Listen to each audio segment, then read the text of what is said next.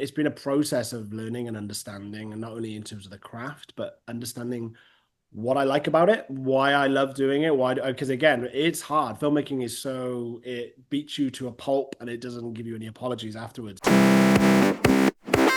All right, well, Mac, welcome to Director's Notes. Thank you for having me. A pleasure to be here. No, I was so excited when all the nominations came through because I caught Flock as part of LFF, which I know you premiered at.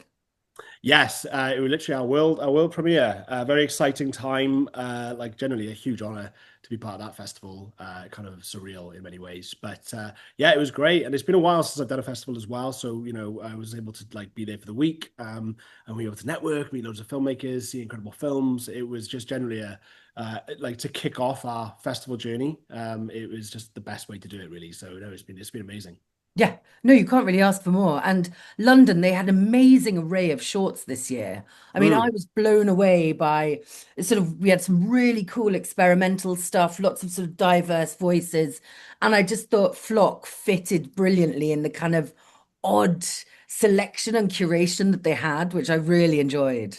Yeah, no, it was good. Like I said, it was my first time watching a lot of those films, and I think it's always kind of nice. I think when I don't like watching my own films in cinemas, which is much to the dismay of my producer who loves that experience. But I think it was actually the first time like I get overwhelmed with anxiety, all the things I'm looking at, all the things I should have done, but actually going to that screening and having it kind of be a part of a number of films. I was able to sort of like detract myself a little bit and just watch all these films and Yeah. mine in the midst of it. So it was great, and genuinely like yeah, it was being sort of a part of so many like incredible filmmakers' works, and like the comedies and slightly kind of really kind of elevated simple stories, but done so well.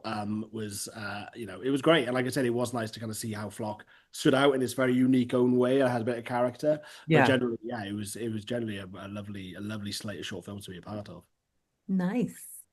So dig into Flock then. Mhm. Obviously, from your accent, you are Welsh, and I know that the film has sort of been based on some of your experiences, but I'd love to know sort of how your personal experiences and how your sort of filmmaking and where you were at crystallized to the point where Flock was that was what you were going to make. 100%. Yeah, no, I've been like I said, I've been, it's funny. I mean, I've been making literally short films since I was about 5 years old, and I know that because I unearthed an old VHS tape of a Jurassic Park fan film, and I could Nice. tell by the timestamp, and it was my first, I said, co-directed by Mac Nixon, and I was like, wow, I must have been 5 when that happened. So yeah, no, it's been a long journey for me, generally, and like. It's always been the passion. It's always been the thing. I was, I felt a good fit for me and like what I enjoyed really.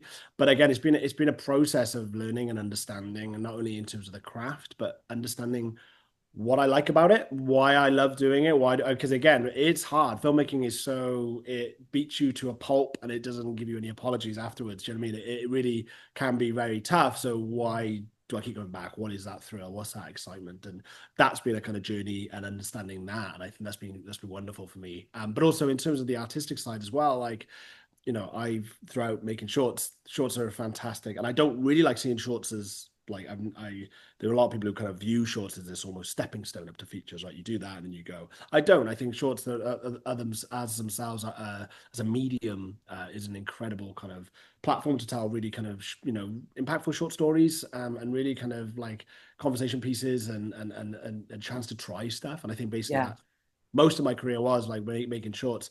I've done comedies, I've done kitchen sink sort of dramas, I've done mockumentaries, I've done weirds. I've done a lot of weird, really, really hardcore experimental stuff in that way. But I think ultimately the process of making, I started to begin to understand what it was that I actually liked, and my voice was starting to shape a little bit. And I do really kind of see Flock as a kind of culmination of everything I've sort of been trying to do, in terms of my voice, my style, the thing of like I love creating a really strong atmosphere and telling kind of simple stories, but with like complex themes and kind of interesting characters, challenging, things that really challenge people's view on things a little bit. But ultimately, I think it really has been this kind of understanding of like what I like about the artistry, and then in terms of the process of filmmaking, like really what I love, and I've been able to work, collaborate time and time again with some frequent collaborators over my last couple of short films, but also some new ones. And I think really what I've understood is not only what my voice is and what I kind of have to say and the way I say it, but also the idea of the reason I kind of do this time and time again is collaboration. That's been an incredible one. And Flock was this mammoth project. It's the biggest short film.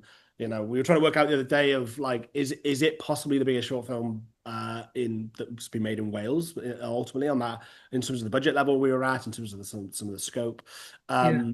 because we were dealing with a lot of stuff and we really Yeah, went. yeah. So yeah, it's been a big journey, but I think it's come together really nicely. I think hopefully. I like the way you describe shorts because I do like director's notes. We've got a huge focus on shorts here, and Hmm. yeah, some people do describe it as a stepping ground, but I think the best way somebody I think described it was a playground. So Yes. it's where you're able to there's a technique you wanted to try, there's something you wanted to use, and a short film is the perfect vehicle, to Hmm. explore that and to try things out. So I think that's a much better way sort of describing them. And the artistry that can come from them is amazing.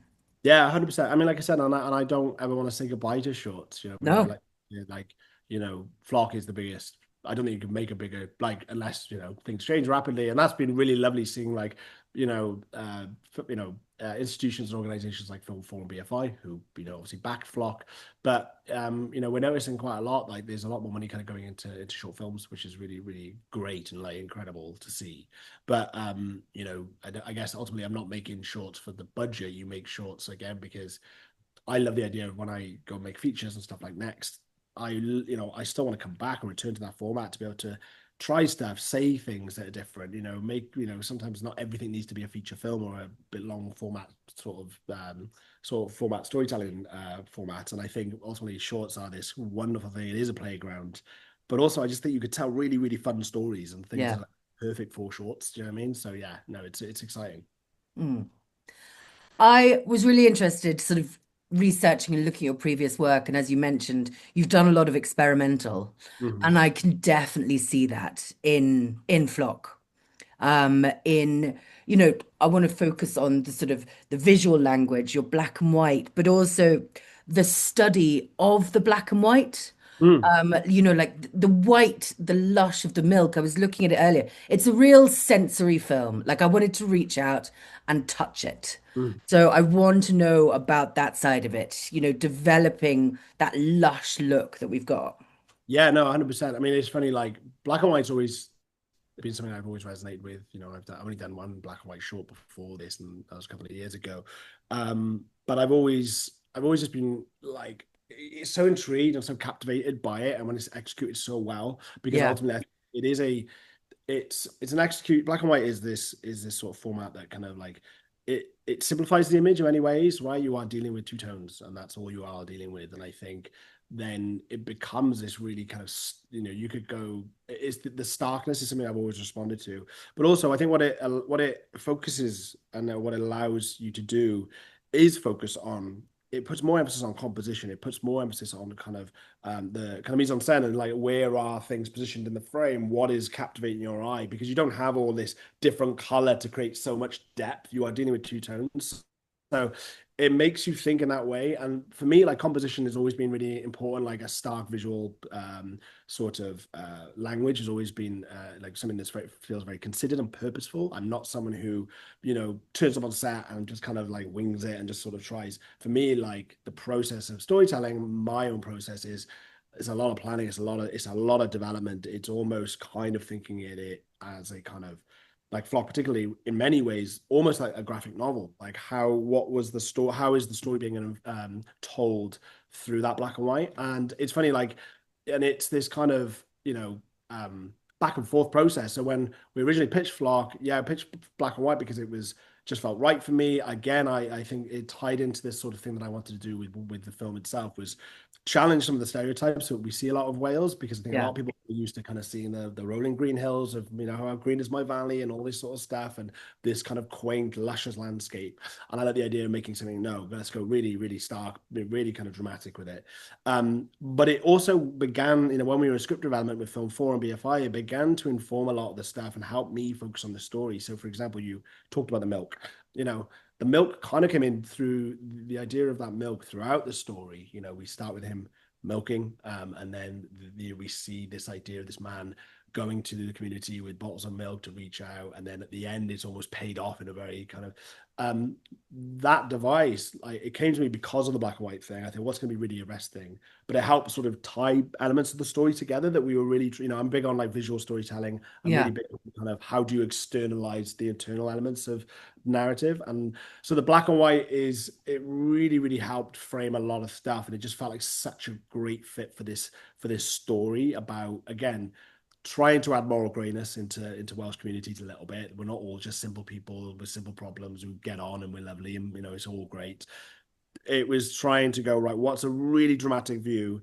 But again, in terms of then, you can plan for that, but in terms of the execution, there's a whole thing. Like, I had slates of references for the types of black and white that I was responding to, from, Pavel Pavlovsky in terms of Ida and stuff like that, Cold War, but even dating back to like Frankenstein, the original Frankenstein, the pitchforks and stuff. Yeah. There were slate of references that I was just kind of pooling and trying to find what that right fit for Flock was. So it was great. And like, again, thanks to the incredible team that we had, production design, that was always a consideration. I know costume, again, it's the things, you instantly look at black and white and you go, oh, it's just cinematography, but it's not. There's so That's much. huge.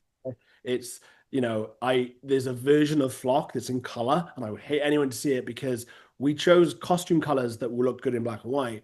But if you look at the actual film, like, people are like, our lead kind of characters are wearing salmon pink. uh, it wouldn't fit that kind of tone that we were going for, but in black and white it popped. So as much as it was the cinematography and in terms of our post production and our online sort of grading element, it was Yeah. also in the fabric of the set design, the costumes, everything about it. I made sure the whole team understood what we were going for. So yeah, it was a quite ambitious vision, but I think we pulled it off quite nicely. I'm really proud of what we pulled together. Yeah, no, absolutely. And I noticed that as well. And in terms of the color pop, because I know it's not as simple as I'm either going to do it in color or black and white. Yeah. And the things they really do show up. And I love that you mentioned Frankenstein and the pitchforks, because I thought of that. In the final scene, you see from above and all the shadows of the Yeah. people outside, Mm. beaming in. I just thought that was brilliant. And I loved it because I was watching it. I was like, oh, it's like an old school horror. Well, exactly. Um, It is funny. We literally I had a conversation because the whole world that we were trying to create, I wanted it to kind of be timeless, right? yeah, I didn't yeah, want it to instantly go, oh, it's set in Merthyr in the 80s. I wanted it to be a little bit kind of nondescript. There's kind of archaic visuals and objects and props and stuff, but there's also kind of recently modern vehicles and stuff. I wanted it to be a mesh and create a world so you instantly forgot about where it's meant to be set and on yeah. what time, and more just focus on the story.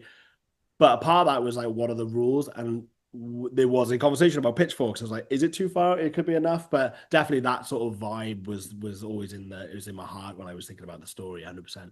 Yeah. And you've got that as well. I feel it's very theatrical in Mm. terms of the performances, especially when they're in the ring and so that sort of drives you don't quite know where it's placed. It drives the horror of it. And I loved that side of it because you could have played it quite deadpan. But I just love all the heightened emotions that we've got coming through. No, yeah, I mean, it's funny you mentioned, the word theatrical, and the ring, the sort of pen where they have that kind of community meeting, Yeah. like a sheet pen, an emergency sort of town meeting. It's funny, like, that was conversations I had with my cinematographer and some people throughout, and I was definitely pushing. I didn't realize, I had this image in my head of what I wanted it to be, and I remember visiting that location and going, oh, there's gonna be a person there, there's gonna be this big spotlight. But that was sometimes a challenge for some of the people who might, be embedded in a little bit more kind of reality, or the idea of, I think, what audiences are used to now is like that kind of things that look beautiful but they're still grounded. But again, I think that we had a conversation when we were in that location, and I was expressing my vision, and my cinematographer was like, isn't that too theatrical, isn't that very thing? And I kind of went away, and I was in the car journey home going, no, this is a very theatrical film, and I want to embrace that. And I think that's continually from that point, I just kept embracing it more and more and more in terms of the color and there's a lot of like in terms of enhancements in post-production in terms of the visuals. But it was like, yeah, you're right, it's a theatrical stark film, and it hopefully like the idea of that is like it just feels like it has its own identity, and I didn't want it to feel like a social realist story. I didn't want it to feel like it was talking overly about particular social politics or certain, elements in history in recent Welsh farming history or whatever. I just wanted it to be this story about a community. And I was Yeah. like, let's strip away all the things that kind of link you to the grounded reality. Both in this, like I said, the timeless set design and all this sort of stuff. But yeah, and that theatrical vision was it was something that just kind of switched in my head. I was like, no, that's what this is. So Yeah. yeah, I'm glad you picked up on that. That's lovely. No, no, that it comes through beautifully. And it comes through as well with sort of the mob mentality Mm. and how that grows and how you can just see everyone being swept up in it.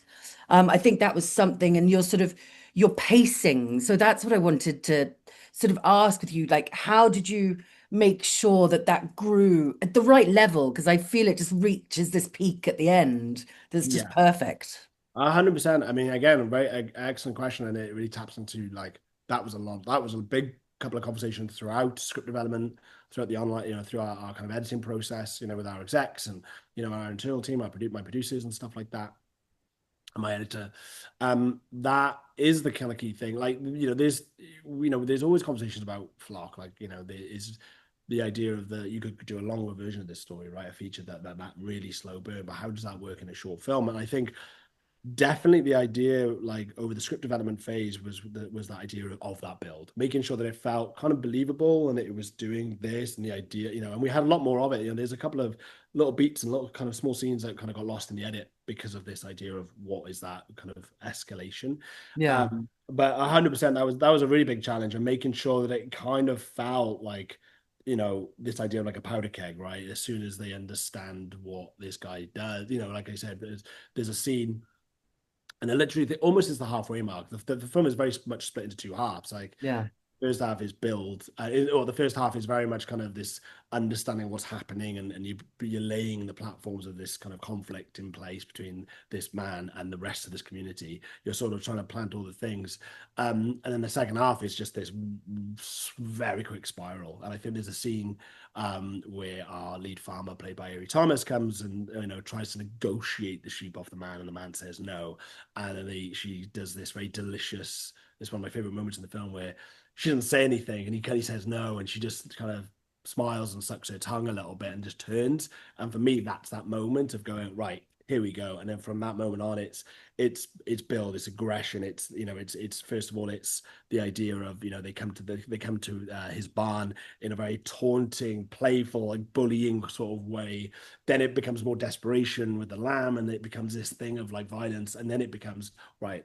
Nah, we just we're done. And I often remember thinking, and I had conversations with the cast of like making sure that it wasn't, yes, a lot of this film is from the perspective of the old man, but the film feeling like I always treated the community, and especially the farmer played by Avery Thomas, who's the kind of the leader of that pack, as like, no, look at it from their lens. Is like this old man is the villain. Like he's stripping got the last resource that has been so important to this culture and all this sort of stuff, and he's holding it back. So it was making sure that it felt believable and that they could tie into that kind of reality of like, oh no, actually, I would get to that point. I would want to break down those things, and then when they understand what he's done at the end, where he's taken, spoiler alert, I guess, where he sort of kills all the sheep.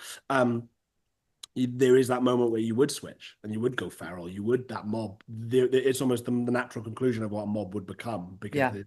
you give in to everything. So yeah, no, it was a lot of conversations that went into that. A lot of like how that pacing, how that kind of natural escalation works. So I hopefully we got it right. But yeah, that was it was a big process. No, I can tell. And alongside with that pacing, and obviously want to speak about it, you've got your music and you've got those screeching violins that sort Mm. of brings me back to like classic Hitchcock, black and white. So that was that always planned alongside? Yeah, so I literally could talk about music with you for hours and hours and hours, and I happily would. The score was done by my frequent collaborator again, Sean Trevor, who's done a bunch of wonderful work recently on TV. He did the FX series Say Nothing. He did Netflix's Toxic Town.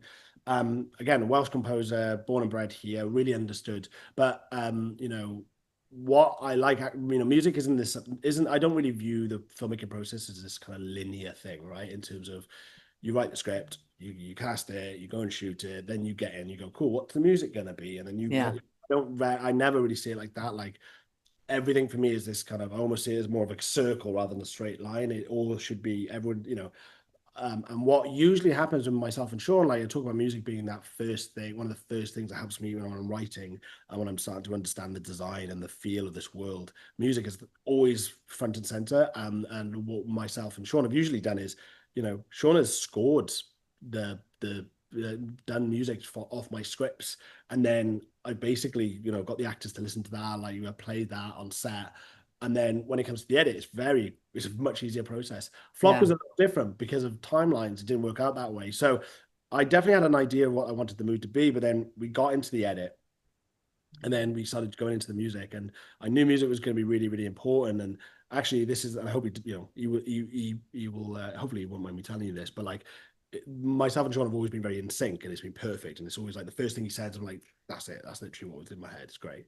Flock was a very different beast in the sense of he tried something different, and like he tried something a little bit more kind of angelic and delicate and a bit higher and softer and kind of, and I remember going, this doesn't work. Like, and we had to kind of pivot because for me, what I wanted the score to do was really give that sense of weight to this world and really kind of give it like a real sense of tension and like a bit, but kind of again that theatrical nature. And through the process of again talking about it, we got to this really, really fun space where yes, there are those moments of really kind of classic, almost classic Hollywood yeah, and there's screeching violins that pierce through. I mean, I love our opening titles. When I was at LFF, it was the first time I've actually watched it with a public audience, who people didn't know, and seeing people kind of sit up with the first shot of the sheep come on. yeah, It was, but I definitely the music for me was always this idea of like I just wanted to like create this like I want to put the audience in an atmosphere in a bubble and hold them there and kind of it was almost that tension release, but I kind of want that tension to kind of keep building and building and building.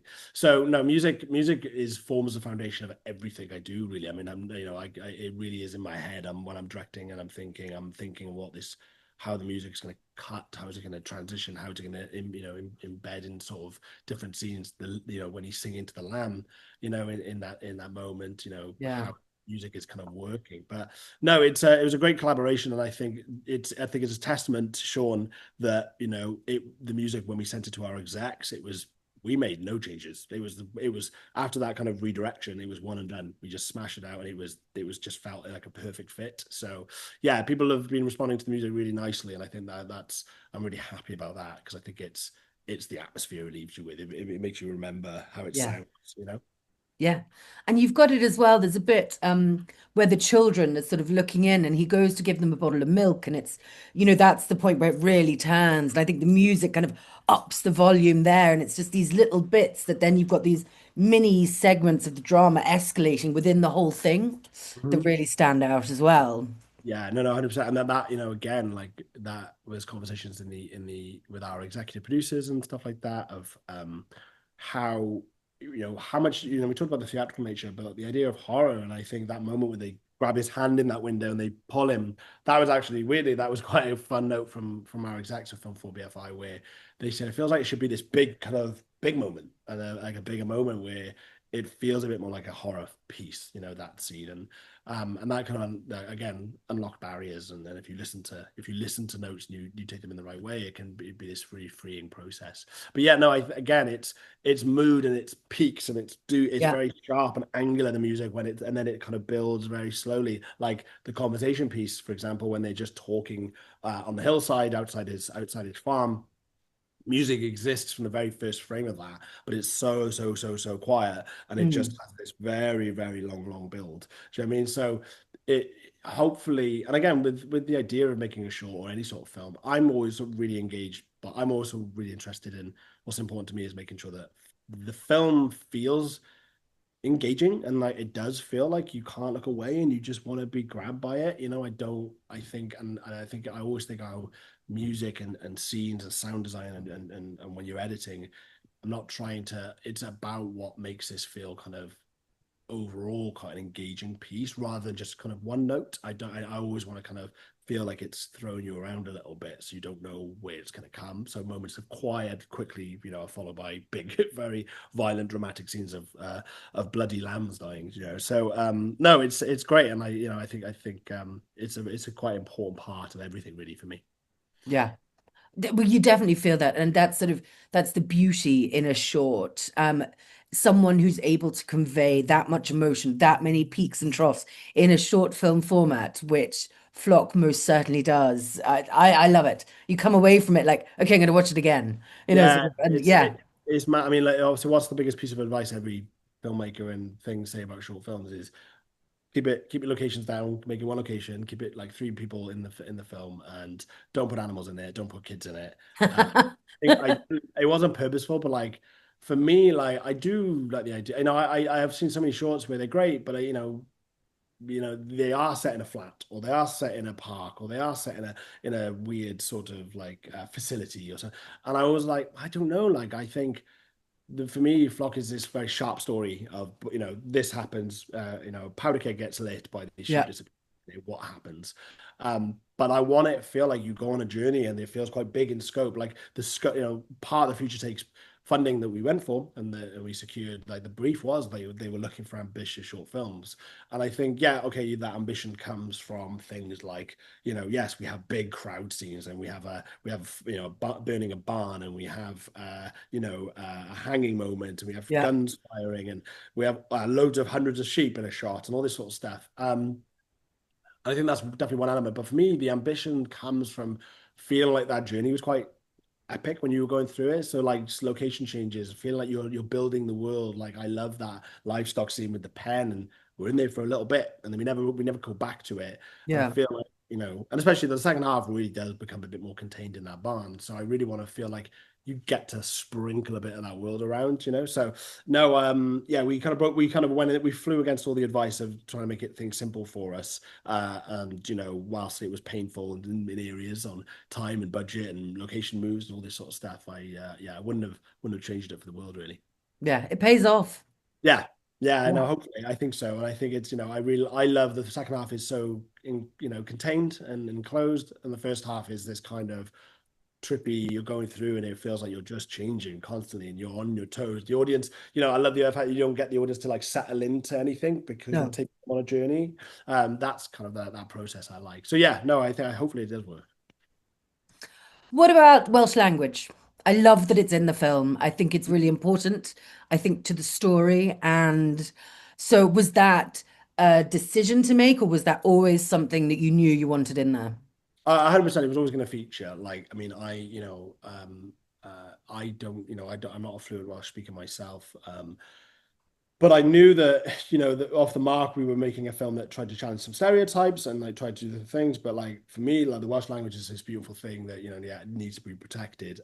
Yeah. But I also wanted, whilst I wanted to make a film that was set in Wales and it was about Welsh people, I also wanted to make something that was very universal. So I didn't want to, I wanted that it's really anyone who's a part of any community anywhere could watch it and kind of get what the whole point of the film is really. Yeah. Um, and so that was a big consideration for me. I didn't, and I think, Wales is predominantly an English speaking country. And I think that, again, I wanted to kind of reflect that in a way, like not everyone is speaking just Welsh, in Mm. Cardiff, and that was a big part. But I definitely knew that I wanted it to feature. I think it was really important that it featured. And I wanted to use it in more of a storytelling device as well. Like the Welsh is in the film used to kind of highlight this separation between this old man and this kind of community. Yeah. If you notice, the community are predominantly Welsh, English speakers, and the shepherd, who's our main character, is predominantly a Welsh speaker. So the idea in a lot of scenes,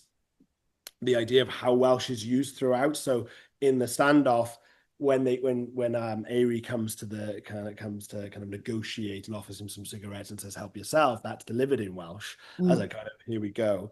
the kind of next time it's used is when that incredible actor Jonathan Gunning comes to the window and says "mock and bark, little pig," screams at him. It's used as a kind of a taunt and a threat.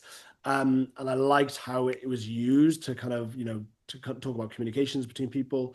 And at the end, what I think is beautiful is like that same line of "help yourself" is kind of used at the end as a kind of final fu to them. He's like, when he says "help yourself," it's very much of like, I'm done. I've kind of won in a way. Like, you can do whatever you want to me now. You can Yeah. get. So no, I wanted to kind of weaponize the Welsh language in the film. It's only featured very, very key moments. It's Yeah.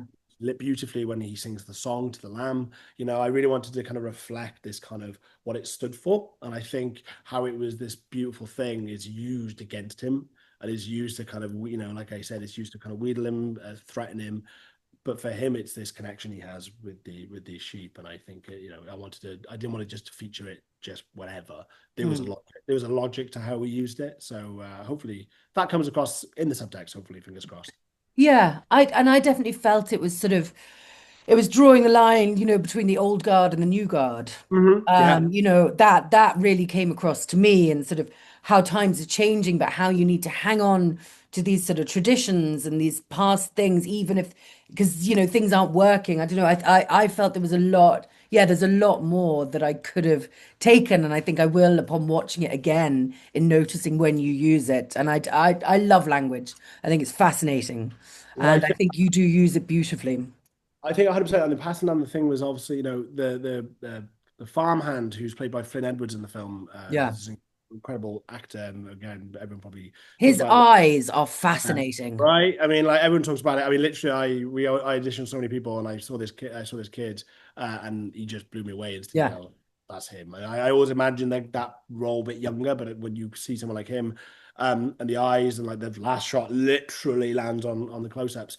But that kid is that he's almost stuck in between this conflict. Is someone who is kind of in the twine in the community, but also has this kind of conscience and morality, and kind of sees this thing happening, and um but again, talk about how the Welsh is used. It is used across to like threaten, to coerce, to kind of mock. We see the shepherd use it in a much more beautiful, kind of innocent way. But then when the kid comes to the window and says they're coming, there's two ways he delivers it in that Welsh language. And for me, like again, it's very, very nuanced. It's embedded in there. But the idea of passing it on, like the idea that this kid uses Welsh to try and help this person, Yeah. it's definitely kind of in there from this old man to the young generation. It's in there a little bit, and like if Flock was to be anything bigger, that is definitely something that I would love. The idea of language is something I would love to explore even further. Yeah. No, there's so much that can be done sort Mm. of within that. Right, okay, so I'm gonna end this. I want to know about what's your favorite short film? That's a very good I know question. I should have been warning people, but I was like, this is what I want to ask all the nominees this year that I'm speaking to. It can be Um, old, it can be new. Well, I tell you what, and I'm actually gonna. I'm terrified. I'm almost awful at not remembering the name. I actually one of the one that really stands out to me was an animated film that I actually saw as part of our collection of Pulling Out the Rug. And it was a French animated film, and the title is escaping me. So I'll try and find it at some point. But really, like, there's so many short films over the years that have really stuck with me, and are like different from like different parts of the world. Short, things Australia I've seen, and I love the idea that I've seen shorts that I've never really seen, from filmmakers who I've never seen a feature from, and then I've Yeah, seen shorts from filmmakers, for example, like I think it's Brother from Robert Eggers. That was a really gorgeous short that I think you could see the seeds of what that person was going to become. But if I'm talking about one that really stood out to me recently, and like that it's just left me flabbergasted, I generally walked away from our screening of the select collection of short films, which is the a French animated short film, and it was all about the idea of a woman's connection with, or a woman's sort of discovery of death and the meaning of life. And I think I remember watching it and just being absolutely fully blown away, like through the level of craft and care in the visuals, and the originality of the voice behind it all, but also yeah, the feeling of unease that I left feeling. And again, I think that was a perfect example of like, short films aren't just this stepping stone. Like people will make features that will never touch that, what that, 10, 15 minutes of that animated film left me. It was like a punch through the stomach. Yeah.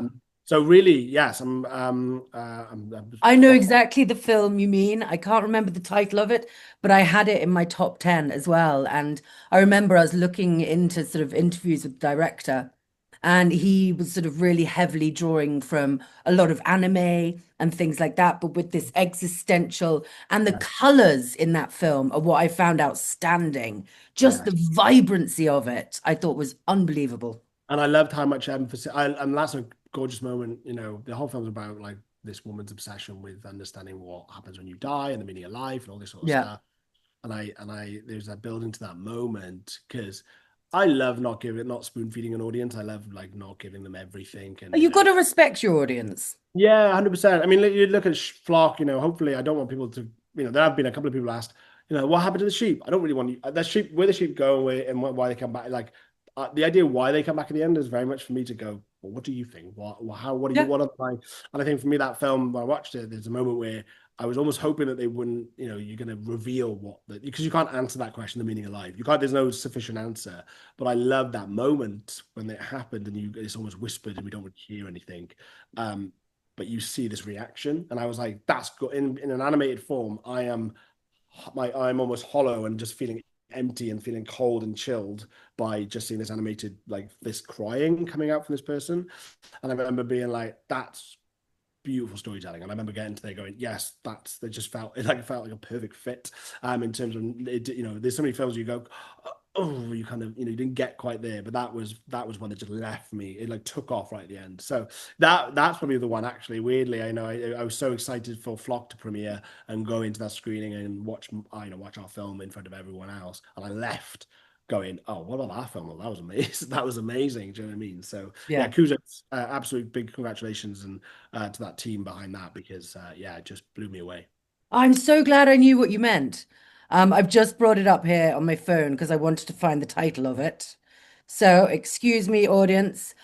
God is Shy by Yeah, Jocelyn Charles. yes, it's absolutely, absolutely wonderful. And like, generally, I came back because obviously I work at, I'm a creative director, and we do a lot of in the company I work for is like we do so much animation, we do so much thing. And I remember running back, just telling a lot of the team about this film that I'd seen. Like, Yeah, I was, it influenced me and like it stayed with me. Animations are quite, it's not. I'm not a live action director. I've dabbled in animation with the creatives I do, and I remember I just appreciated everything. And I remember going, that is next level. So no, yeah. that really stuck with me, that film. Yeah. And that's what you want. I think films are such a huge part of everyone's lives, but it's the ones that almost haunt you that are my favorites, the ones that I find myself thinking about the in the most unexpected places. And then you're like, right, that's it. That's what you want from it. 100%. And I love, it was a conversation we had on Flock, really was like, I love films that don't ever feel like they tie up the bow nicely. Like, Yeah. there are those times there's place for those films. Like everyone loves, there's a film, if at the end of It's a Wonderful Life, they didn't tie it up together, it'd be horrible. Like you just feel absolutely empty. There are films that you need that kind of beautiful kind of closure and you want to just wrap up.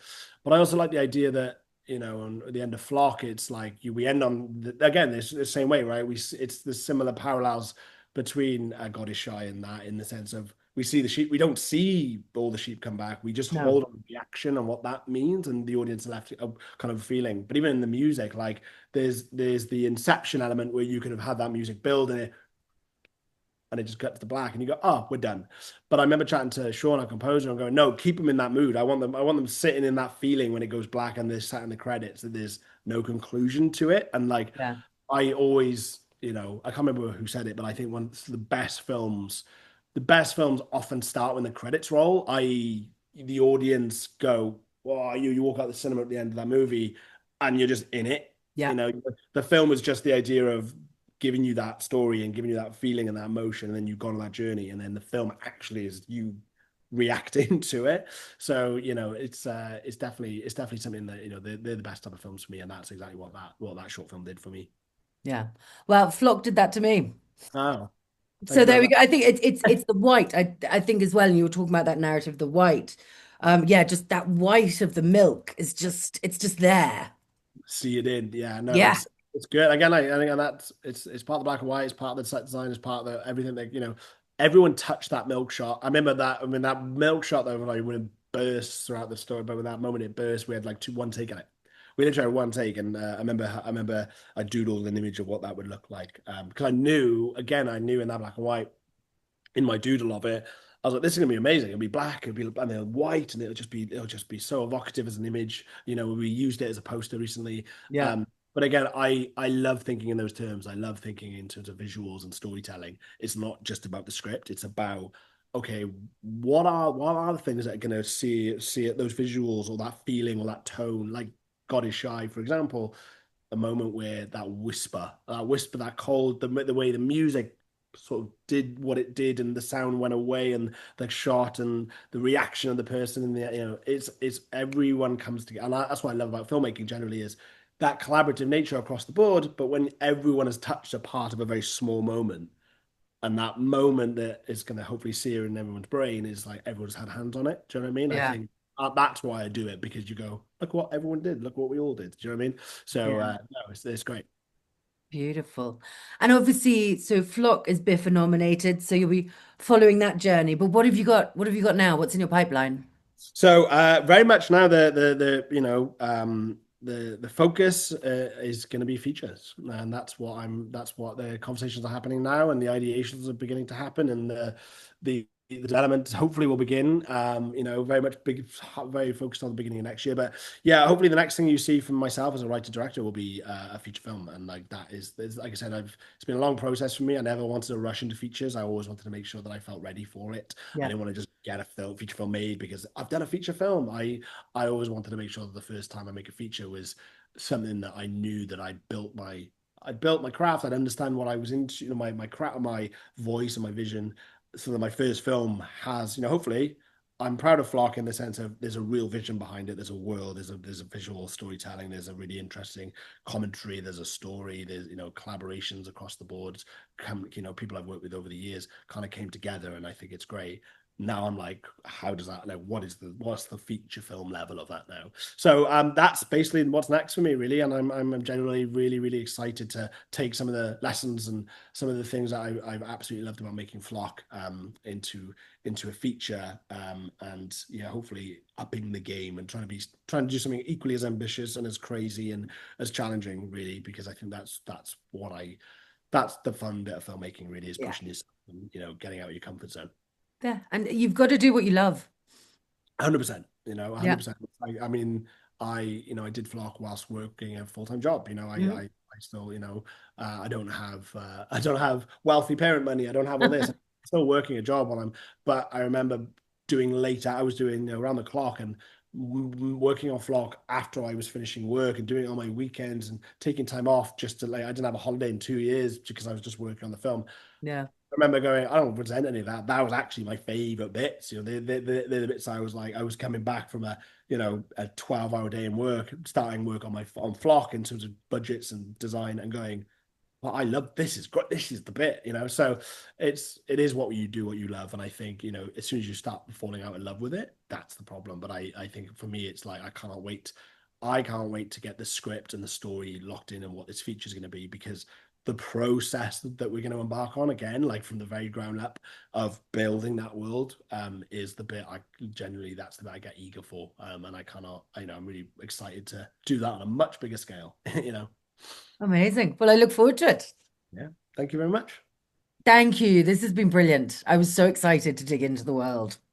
No, yeah, thank you so much for chatting. Like I said, I'm pleased that the films are sort of resonating and having the response that we always hoped and dreamed that it would connect with some people, and hopefully feel memorable and different and unique. And the fact, again, the LFF was firstly crazy, that was unexpected, and then the BIFA nomination was just totally unexpected, and like it's been really wonderful, and it's still not sitting in me properly. So it all feels a bit like a dream, but no, I'm just really happy that how it's all kind of been coming together recently. So no, thank you to everyone who's watched the film, and thank you to you for inviting me to have a chat about it.